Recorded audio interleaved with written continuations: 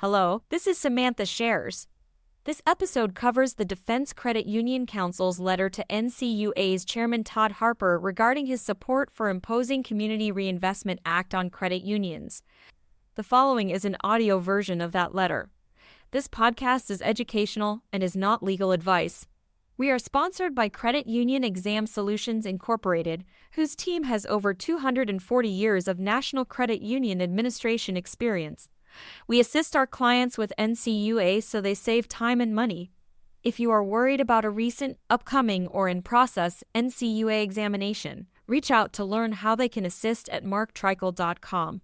Also check out our other podcast called With Flying Colors, where we provide tips on how to achieve success with NCUA. And now the letter. October 15, 2024, Chairman Todd Harper. National Credit Union Administration.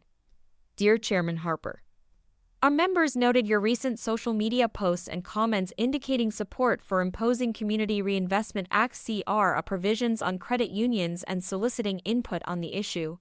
On behalf of the Defense Credit Union Council DCUC and our nearly 200 members and 40 million members of defense credit unions, as well as the entire credit union movement, we are writing to express our deep concerns regarding the potential application of CRA to credit unions. This decision should not be made in haste or in response to news stories about the actions of one or two credit unions. It would be a public policy failure to universalize the recent redlining violation of one particular credit union and apply remedies for that misdeed into a regulatory burden that is wholly inappropriate for the member-owned cooperative credit union industry. Additionally, the fact that the redlining finding by the Department of Justice was uncovered without CR being applicable to credit unions strongly suggests that this remedy would not address whatever problem you assert should lead to CRA for part or all of the credit union movement. Our members take their mission seriously as not-for-profit, member-owned cooperatives with the distinct mission to serve their members, especially those of modest means. This cooperative structure has always served to ensure that credit unions are inherently focused on meeting the financial needs of their members. Unlike for-profit banks, which have external shareholders to satisfy, credit unions already serve low and moderate income individuals and communities without the need for additional regulatory mandates. Imposing expensive CRA requirements on credit unions is redundant and unnecessary and eliminate the number of credit unions currently serving their members' best interests along with those who are economically disadvantaged. Data consistently shows that credit unions, including defense credit unions, have an exemplary record of providing affordable financial services to underserved populations. Many credit unions, particularly those serving military bases and defense personnel, operate in areas where banking options are limited, and the financial needs of service members are distinct. By offering low-cost loans, financial literacy programs, and savings products, credit unions fulfill their mission of promoting financial inclusion and security. Since the CRA was enacted to address the issue of discriminatory lending practices, that is, redlining by for-profit, shareholder-driven banks, why punish all credit unions?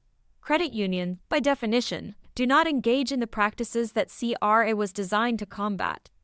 The fundamental difference in structure and purpose between banks and credit unions makes CRA an ill-fitting regulatory framework on the latter. Plus, credit unions are already held accountable to their members, ensuring that their activities benefit the communities they serve. Finally, the NCUA, as the independent regulator of federally insured credit unions, has a critical role in protecting and promoting the unique cooperative model of credit unions. We commend the NCUA for consistently opposing the application of CRA to credit unions and urge the agency to continue to advocate against any such proposals, particularly since credit unions are already subject to extensive regulatory oversight and examination by the NCUA. We strongly urge the National Credit Union Administration, NCUA, to continue its long-standing opposition to such requirements and request a meeting with your office and our member CEOs to discuss this issue in greater detail. Chairman Harper, we have a shared interest in protecting and empowering consumers, and we look forward to working constructively with you and your team to arrive at workable solutions that improve member access and service. Thank you for your attention to this matter and for protecting the unique role that credit unions play in the financial services landscape, particularly for our nation's defense and military communities. Sincerely, Jason Esteverek, Chief Advocacy Officer DCUC. This concludes the letter. If your credit union could use assistance with your exam, reach out to Mark Treichel on LinkedIn or at marktreichel.com. This is Samantha Shares, and we thank you for listening.